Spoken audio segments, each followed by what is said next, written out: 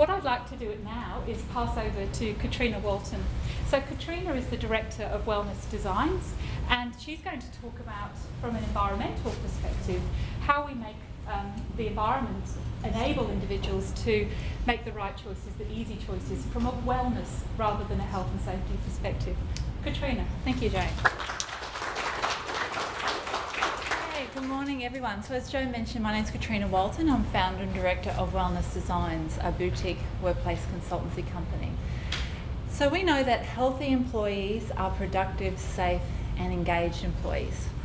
However, developing an effective health and wellness strategy can be a complex and time-consuming task. And many organisations don't know where to start, or even worse, they adopt a scattergun or a tick-the-box approach. So how do we embed health and wellness into the DNA of your organisation? Well, we do that by not just focusing on the individual, but making the right choices, the easy choices, through creating a positive environment and culture. And what Australian research tells us is when we do that, when we take that integrated approach, we're much more likely to have an increased participation in our wellness efforts. We're much more likely to positively impact the health behaviour of our employees. And we're also much more likely to positively reduce the impact of chronic disease. But I think most importantly for the organisation, it's going to ensure too that your wellness strategy actually sticks and you're going to get the best value on that wellness spend. Now, some of you here today may still perceive wellness as a nice to have or a bit of fluff. And certainly international research suggests a $3 to $5 return for every dollar invested in employee wellbeing. So there's subsequently never been a better time for organisations to future-proof their business. So in today's session, I'm going to look at how you can very cost-effectively really develop a wellness-orientated strategy. You know, you don't necessarily have to be the next Google. And one of my favourite quotes from Dennis the lawyer in the iconic Australian movie The Castle, when he's standing up in court and he's talking about why the Kerrigan house is so special, which is about to be rezoned, as you may recall, for an airport. And he said it's about the vibe. And it's about creating an environment and a positive workplace where your employees will flourish, and so too will the organisation as well. So traditionally when we look at workplace health and wellness within the workplace, it's very much centred on the individual. Your health checks, your nutrition seminars, your flu vaccinations, etc. Very tick the box. But what it fails to do is acknowledge the broader factors that impact on employees' well-being, both inside and outside the workplace. So at a cultural level, what are the norms and values of the organisation? How do we do things around here? Are they supportive or not of employee well-being? At an environmental level, are we making those healthy choices, the easy choices for our employees? There's no point having a nutrition seminar if we're serving up the same high-fat sugary pastries at our staff morning teas. And at a policy level, are we embedding and integrating health and wellness into the DNA of the organisation? So it does very much become that business as usual. And what we also know that Australian workplaces who do achieve or do invest in the workplace environment see productivity gains of up to 15%. And when you consider that the average cost for a business, that close to 90% stem from payroll and employee benefit related costs, there's huge productivity gains to potentially be made by investing in employee health and wellbeing. And I guess just to build on some of the discussions we've already had today, we've seen a real change in the employee landscape as well from the 1960s to today. So in the 1960s, it was very much a Monday to Friday, 9 to 5. Now we see a whole myriad of working arrangements. Fly in, fly out work, casualised workforce. We're working longer and harder, as already been mentioned. An interesting stat, the average Australian works 70 minutes of unpaid overtime per day. That's 6.5 additional weeks per year that we're working. Also, back in the 1960s, you could smoke within the workplace still. I remember being mortified when I was working for Adidas in the United Kingdom. That would have been in around 1997, and you could still smoke in their European offices, and realising how progressive Australia was at the time in that regard. Employees too aren't staying as long now with an organisation. The average tenure back in the 1960s was 15 years, now it's 4 years. The average school leaver will have 20 different employers 5 careers and work for themselves at least once now over their lifetime. It's a much more transient workplace. Also, we see now, back in the 1960s, if you work within the Commonwealth Service, you weren't able to work there if you were married. And now we're seeing an increase, a doubling of female participation in the workplace, actually a reduction in male participation, and an increase in dual income families. Furthermore, we've also got an ageing workforce. Australia has the most rapidly ageing workforce out of any of the OECD countries. So again, this presents a whole series of considerations from a risk management point of view, from a workability point of view, so an employee's ability to perform the job required, both physically and mentally, from a safety standpoint, from a financial well-being standpoint. Particularly, has anyone heard of the sandwich generation at all? Yeah, I'm a member. Any Gen Xers in the audience? So those generally born between, I think it's 1969 and 1981, it's very likely that we will have, due to a whole series of reasons, people are living longer, we're marrying, having family later, fertility rates are dropping. It's likely we'll also have caring responsibilities for children as well as elder care responsibilities. And again, some of the employee well-being and flexibility implications for workplaces, 80% of which is largely borne by women as well. So again, has a whole series of implications from a well-being and design point of view. So how do we make the right choices, the easy choices for our employees? So I thought I'd just provide a bit of a snapshot of some recent research that's been done within Australia. And this was a study that was done by BUPA in cooperation with the University of Sydney towards the end of last year. And they looked at what organisations, they surveyed about 150 employers who were already investing in health and wellness. About 80% were larger organisations greater than 100 employees. The remainder were small and medium. And they looked at what they were doing as far as individual well-being, physical, mental, at a cultural level. But what was encouraging to see was a lot of organisations were investing in more environmental-based strategies. And they concluded that there had been a shift to organisations being more aware about the importance that the environment has on employee well-being. So some of the most common ones were on-site kitchen facilities, alcohol and drug policies, on-site shower facilities, so active transport facilities to encourage people to be more active either during the day or with public transport, etc. Policies that restrict smoking on work premises, and policies that outline flexible work arrangements were the top 5 there. And while that's really encouraging to see, what's really important is that organisations are still taking very much a structured and needs-based approach rather than a scattergun approach to investing in this area. So this is a 6-step model that we use in developing a comprehensive and targeted health and wellness strategy. And that first stage is about exploration. So it's looking at what are the key drivers for the organisation in the first place. Is it about managing an ageing workforce? Is it about being a great place to work?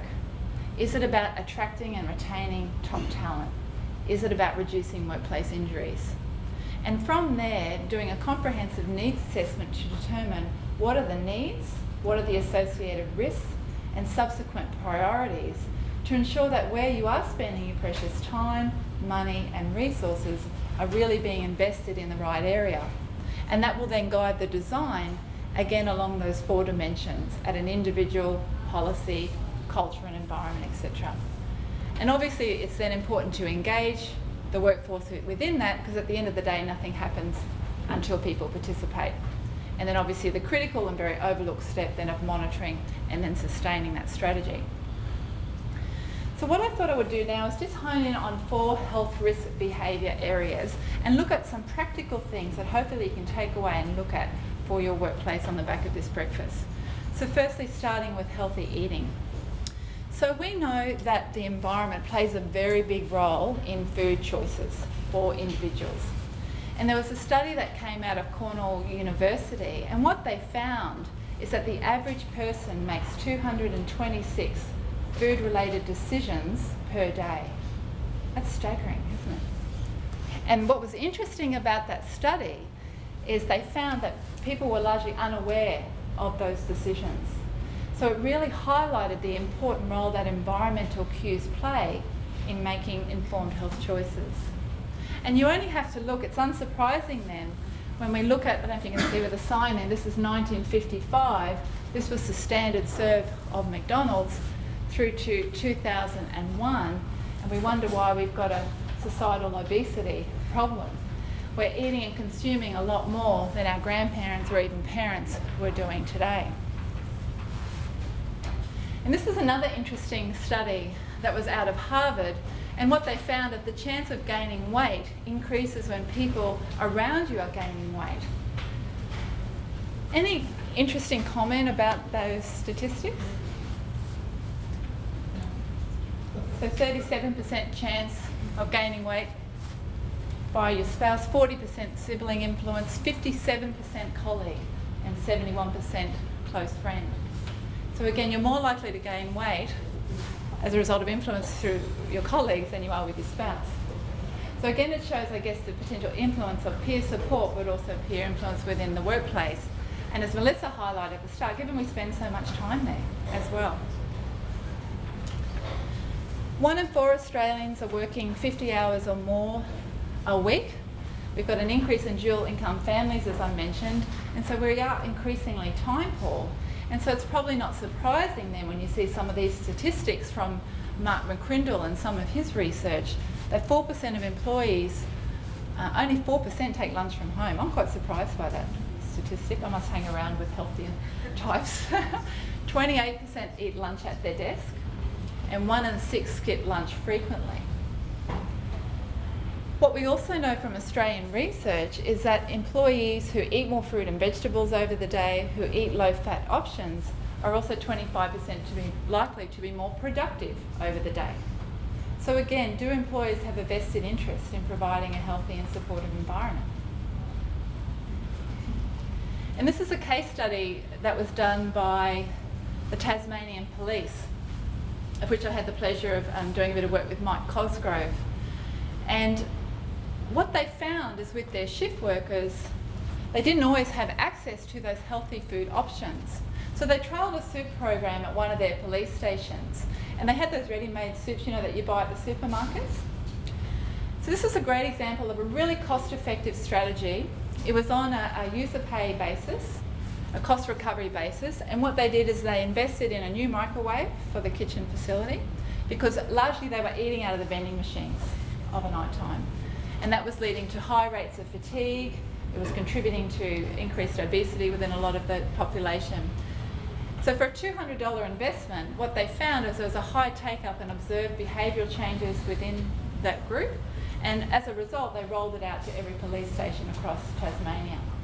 $200 strategy, significant impact on their fatigue, and also a real cultural shift as it came off the back of an employee suggestion as well.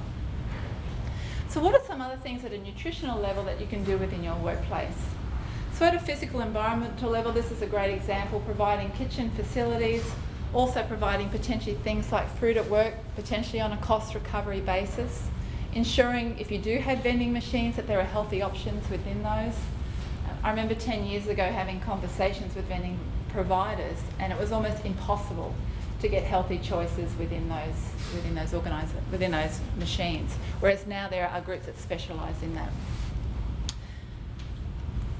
Physical activity. So we know that we're becoming increasingly sedentary, as we've already touched on today, and we've spoken about the benefits, for example, of activity-based workplaces as an example. And there's a lot of strategies such as opening stairwells, providing, again, dedicated active transport facilities, change rooms, showers, etc., that encourage, again, activity over the day. One office in which I worked, they had the printers and bins at one end of the floor, so physically made you get up. Just simple, low-cost strategies. At a policy level as well, you can look at opportunities such as flexible working to enable people to fit exercise into their day. At a cultural level, having standing meetings, walking meetings. One of the organisations in which I worked, the chief financial officer went out every day and you could book a meeting time with him to chew his ear about something. So it was a really great example of role modelling and walking the talk. So again, all very low-cost strategies. This is a Google team meeting bike. So you could take this approach. I don't know about you, but I have to have a lot of trust in my colleague who was driving. And I'm not sure how much productive discussion would go on. But anyway, apparently they've got a fleet of 20 of these on the campus. Just very quickly then, emotional and social well-being. So we know that emotional health stems from working in a respectful workplace with strong leadership, with good role clarity, with good job design, and where people's family commitments are appreciated and people feel rewarded and valued for the work that they do. So again, at a physical level, providing, I know Melissa touched on this, providing quiet areas, breakout areas, green space where employees can escape the day-to-day and have some quiet time. Also looking at a policy level, whether it be flexible working arrangements, domestic violence policies. Queensland Rail do this really well. They've done some excellent work in that space. And also at a cultural level again, is there an underlying bullying culture? Is there a long hours working culture? Is the business owner the worst culprit, and how can you potentially change that? And finally, quitting smoking. So we know that employees who smoke are not only likely to have high levels of absenteeism, they have lower levels of productivity, but are also interestingly, to increased risk of injury. We also know that the introduction of a smoke-free campus policy doubles the chance that an employee will quit smoking.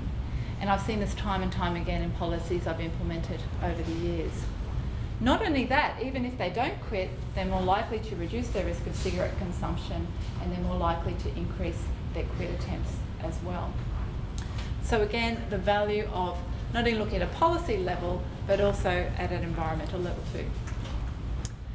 So here are some useful resources. We've got some representatives here actually today from the Healthier, Happier Workplaces program. There's some excellent templates and tools and sample policies that you can look to in some of those areas. The Healthy Workers Initiative as well, there's some good existing resources, and also some further there. The Business of Mind is actually one specialising in small to medium business on mental health. So just to wrap up, so health is created and lived by people within the settings of their everyday lives, where they learn, work, play and love.